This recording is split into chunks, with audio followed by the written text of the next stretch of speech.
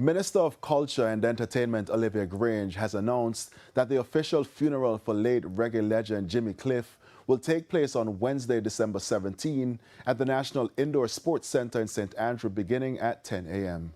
Jimmy Cliff, whose given name was James Chambers, passed away on November 24. He was 81. In a media release today, Minister Grange said Jimmy Cliff is being accorded an official funeral by the government for his immense contribution to Jamaican culture and entertainment.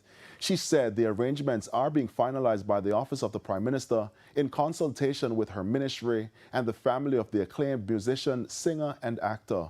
Minister Grange said the service at the National Indoor Center would, quote, provide an opportunity for the country to bid farewell to an outstanding son of Jamaica, an icon, end quote. She added that the service would feature only spoken word, dance, and music in keeping with Cliff's wishes.